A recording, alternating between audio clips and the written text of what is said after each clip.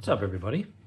Today's installment is not going to be a watch review. It's going to be more of an opinion piece on how to make your watches, I think, look nicer and better. I do like bracelets on my watch. By the way, hit like and subscribe if you like this stuff. I like bracelets a lot. I think they look classy. There's this feeling of, substance to them. Although when you play with the dog, you get smudges and slobber on them, which you can see from a mile away. But let's just assume you cleaned them. I think there's something very nice. It adds to that whole feeling of mechanicalness to it. It adds weight. It adds things that can get scratched and look scuffed over time. The clasps can add bulk.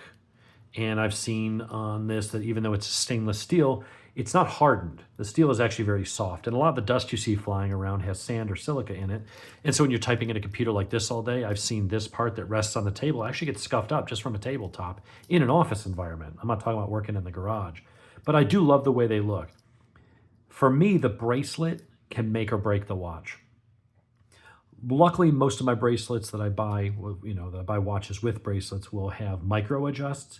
And so I can get those adjusted really nicely to my wrist. You take out a certain enough links that get you close, and then you basically fine tune it with those micro adjusts. The problem comes is a lot of the nicer brands, like the butterfly clasp that came on this Victorinox, which was beautiful, I could not get to fit my wrist properly. This looks like a butterfly clasp. It's not. It's a standard one. It just makes it look small. But this one follows into the same. See the gap there? It's very loose. However, if I take out another link, it'll be too tight. And that's the problem is when you do not have micro adjusts, it's hit or miss. And just because you got it to fit at the jewelry store, that day you might have been retaining water because it's hotter out and you had a bunch of salt, you French fries the day before. And so it felt just snug enough and it felt good. And then the next day it's colder, different times of year, you swell more. You don't look at yourself and feel like, oh, I swelled a lot, but you can just a little bit because it's the circumference of your wrist, a little bit all the way around. All of a sudden it's too tight. It's cutting into your wrist. And when you don't have micro adjusts, you're kind of left with what it is. I mean, you're not going to carry extra links around in a kit so you can adjust it from day to day or from season to season. It either fits or it doesn't. This one I make work because it's so light, but if this is a heavier watch, it would be sliding and moving around. Once it warms up to your body temperature and you get a little humidity, and that'll give just a little bit of friction from your skin, it kind of won't rattle around as much. But you can see how it slides up and down my arm. That's a little looser than I want, but I'd rather have it be just that little bit loose than too tight where it feels like it's cutting off the circulation. I have had some where I just could not get it adjusted right. And the Victorinox was one. Even with the half link, it was right in the middle where it was just a little too tight and I'd have to loosen every once in a while and do this and kind of like restore the circulation. Or I put the half link back in and then it's flopping around. So, some watches, and then on other ones here, these are going to be, a lot of these are my homages, which is kind of why I wanted to also talk about this. But some of the bands, when you buy the homage, what I have found is on most of these Paganis, I think all of these are Paganis. Yeah, they are. The watches are fantastic. Sapphire crystals, Seiko movements, usually NH35s, NH34Ts, or VK63s. Mecha quartz, depending on what model it is. So they're all good, very well, robust built watches. What I've noticed with the Paganis is that the bracelets can be hit or miss. And not even so much the bracelets, it's the clasps. Sometimes they're finicky and they're just not machined as well, and you gotta really push it to click in. And if you wiggle it, even if you're careful not to push the release buttons, it sometimes will pop open. And so a watch strap can really upgrade your watch. This one had a decent enough rubber strap on it when I got it. I just thought the orange would look really, really sick, especially a nice, thick, textured one, and that came out fantastic. But on these other ones I want to touch on, including the Victorinox, which is a $485 watch. That's not a cheap watch. I know it's not, Rolex, but when people think of a cheap watch, they're going to think of, the $100-ish ones. This one was $179. That's a $500+ watch here. But On the Victorinox, I just could not get that thing to fit right. So I went with a NATO strap. So there's a couple advantages here. A, you can pick whatever color you want. B, they're inexpensive. They're also waterproof. You can take them off and clean them. What I also like about the NATO strap is the security. Because it goes through both buckles. Now this one I did remove the there was that I forget what they call it, but there's that extra piece. I find on some watches I like it, on some I don't. This one's really thin and light. I actually like it kind of hugging my skin a little closer without that retention extra thing. But what you do have here is with these with the spring bars, you know, when you have a normal band like this one, if you pull on it and you pop this, the whole thing falls off your wrist, hits the ground, breaks the crystal, falls in the lake. If it's a dive watch, you lose it, you know, and there's that.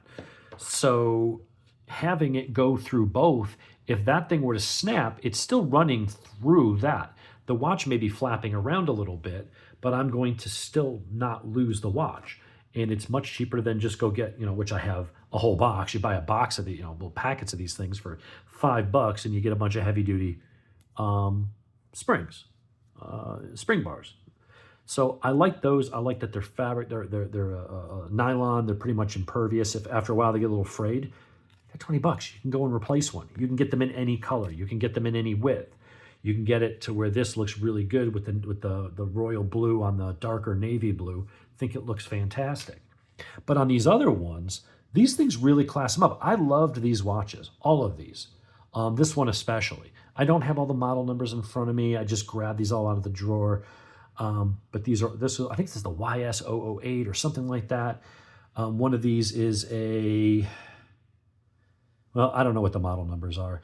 This one I believe is the homage to the Tog Aqua Racer, I think. This one is the homage to the Tudor Black Bay 58 or 56, one of those. And then we've got an homage to I believe this is is that the Daytona Speed Timer or something like that for the Rolex or Omega. I forget which. So many watches, so many things. So I had all these and I found myself not wearing the watches. The watches are actually very nice. The machining is impeccable. These are nice quality watches with reliable quality Japanese Seiko movements. But the bands, the bracelets, I was finding that they just didn't clasp well. They just weren't as nice. And I found myself not wanting to wear them as much as I'm wearing my Orients or my Tissots or my Seikos or Longines. What else have I got? I got a bunch of stuff. Citizens, all that kind of stuff. And then, you know, I've got these cases full of different watch bands that I bought. And I'm like, you know what? I wonder how these would look with NATO straps. So I went with the James Bond NATO strap on that one. And I found that made it more comfortable. And it also really dressed it up nice. This is a great way to dress up your watch. They're easy to replace. Once you put in the spring bars, you don't need no tools. If I want to take this off, I can go ahead and pull that and then just unloop it and change the color. So it's a quick way to accessorize. If it gets muddy, gets torn, I don't know, you cut yourself and got blood on it or whatever, and it wouldn't wash out. It's very cheap and inexpensive and simple to go ahead and swap these out. They also got rid of that. To me, I felt like the watch was much better done, much nicer. The fit and finish, the machining, everything was far superior on the watch. And then the bracelet was meh. And it really took away from the beauty and the elegance of the watch. And so on this one specifically, I'll put links to these, this brand of straps, the NATO straps that I've been using. It's like a Chinese one. It's ANNEFIT, I think, Anafit, something like that.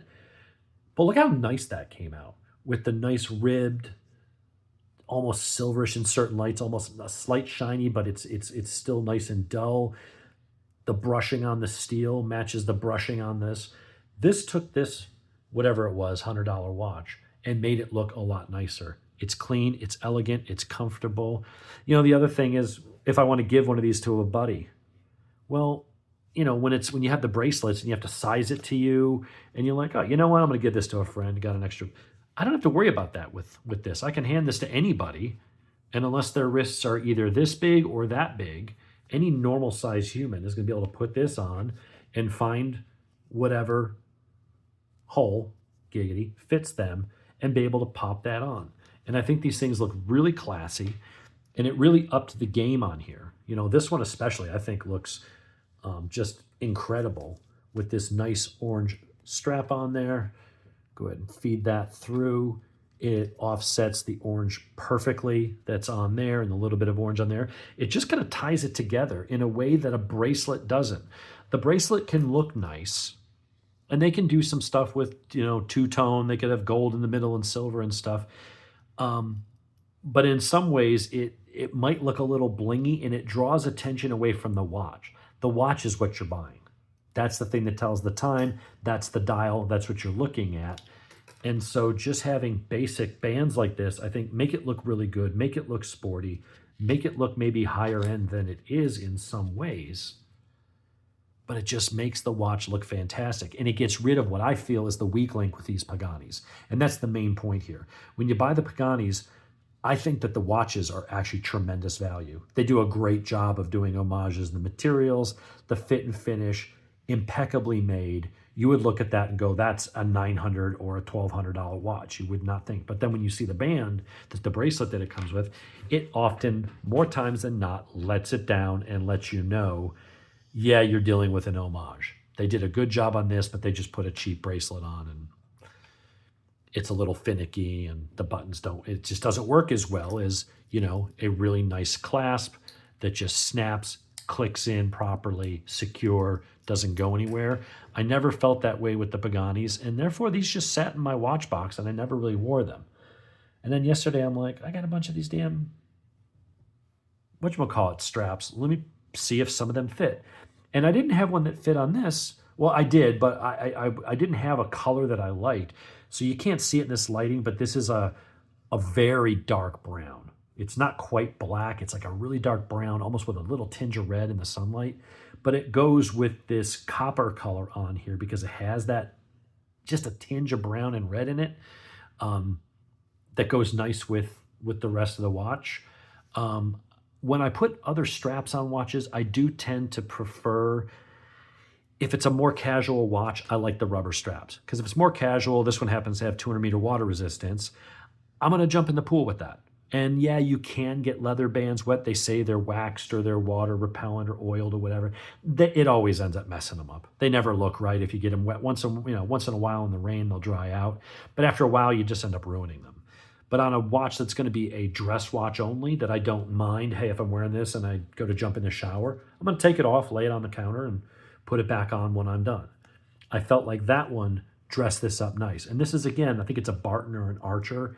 Very inexpensive, quick disconnect, spring bars and stuff. And I felt that one was what looked best on that. I felt that was a little bit less sporty, a little bit more cash, but like classic casual. These with the chronographs and more complications and having dials and stuff, I felt were a little bit more sporty, and they deserve this. I'll probably, you don't mind jumping in the pool with them, and I don't mind, it's not going to mess them up. But that's a way to very inexpensively dress your watch up. I'm a huge fan of NATO straps. You got to get the right color. There are some that use seatbelt material. I don't tend to like those. They're really shiny. They're kind of slippery, and they feel like a 1990s Pontiac material, like seatbelt. They're using literal seatbelt material to make those. I like these. They're a little stiffer. They don't want to flex as much this way. They're ribbed and have some interesting texture to them. And I think it just, even though it's the same material, the execution just makes these look a lot nicer on your wrist. They don't want to move around as much. They're not as floppy. To me, I think that's a better option. So I've got individual reviews on all these you can go watch, but the NATO strap, I think, is the cheapest way, because you pick these things up for $15, $18, $21, depending on the one you want. I found them down to 18. This one's a 21. You can get them up to 24s. So for my G-Shock that has the quick disconnect, normal straps, if I wanted to put that on a NATO strap, I've got a black and yellow one that matches it perfectly. But I actually kind of like the plastic ones that it has. But NATO straps are good. I'm a big fan of them as long as they're not too thick and bulky. Some are huge and thick, and then the watch, it's going to depend on the watch. If the watch is super thick, then it's going to make it super thick coming up off your wrist. And to me, I'd rather have it be a little bit sleeker, and that's where these ones that are thin, but they're very tough material. And that thing just, especially in the sunlight, there's some sparkles around the complications that start to pop and twinkle, almost like you're looking at a diamond. And with that silver and gray strap, I think that was tremendous. This one I'm okay on. I think this looks good. It's a Swiss Army knife, brand. It's Victorinox, so it's a little more utilitarian in this configuration without the extra clips and stuff. But that's okay. That's the role of this watch. It's just a good, classy, casual, but you can pull it off dressing up a little bit, kind of beater watch, more of a tool watch. So I'll put links to the brand that I prefer. I think one of these is an Archer or Barton, but this one here and this one, these are the ones that I like the best. I love, instead of it being around this, I don't know, for some reason this reminds me more of like a dog leash. It looks okay and it looks good with this. I think the colors are really good with that Bond type theme, but that texture in this one here, I think is the best one out there of the ones that I've used. So if you feel like your watch needs a replacement, instead of just getting plain old rubber bands or plain old leather and stuff like that, well, I think those have their place, and I think they certainly look nice. I would give these a try. I would go ahead and think about that. If you feel differently or you got other options and opinions for any of these watch of things that you've tried and worked out, or if there's different brands to try, I know that NATO straps are evolving. There's a paratrooper type that's been around for a while, and then there's a new company that is changing these a bit in how you loop them around your wrist to get rid of this double layer without cutting it. There's some different designs, some different modern takes on the NATO strap, but there is a reason why the military uses those. And I think if you're in any kind of environment where it's a beater watch and you're running around doing sport stuff or hunting or things like that, that little bit of extra security of not having to worry about, losing your watch. At most, you're going to replace a 50-cent spring bar. Yeah, I think that's got some value to it. So anyway, those are my Paganis. I think they look way better. I'm actually now wearing them. I wasn't wearing them with the bands. I thought with the bracelets. I thought they were nice watches. I bought them, reviewed them, and then I was like, I didn't like the way it felt on my wrist as much. It's one thing when you do an opening a box boxing and you put something on, play with it, and you go, that's nice. But then after a couple hours, if it's moving around or if it's digging into you or it pops open or it scratches easily, those are only things that you can tell over time of wearing it. And I just found that the Paganis tended to be very hit or miss. Putting them on the strap eliminates the one weak point, and you're left with a fantastic, freaking beautiful watch. So that's my recommendation. If you got Paganis, go NATO and don't look back.